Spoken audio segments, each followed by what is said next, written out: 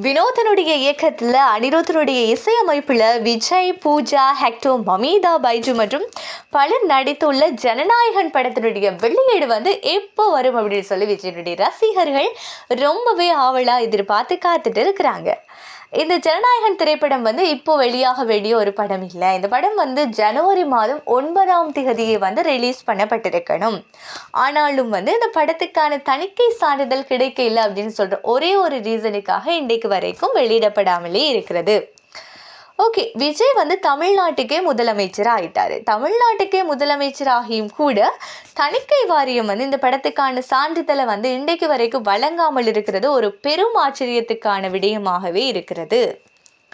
முதல்வர் அப்படின்னு சொன்னாலும் கூட அவருக்கான விதிமுறைகள் கடுமையா பின்பற்றப்படுதா அப்படின்னு சொல்ற கேள்வி ஒரு புறத்திலேயே இல்லை.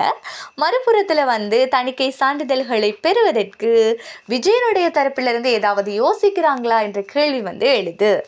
ஓகே, இது எப்படியா இருந்தாலும் வருகின்ற 22ஆம் தேதி, அதாவது ஜூன் மாதம் 22ஆம் தேதி விஜயனுடைய பிறந்த தினம் வர்றதுக்கு இருக்கிறது.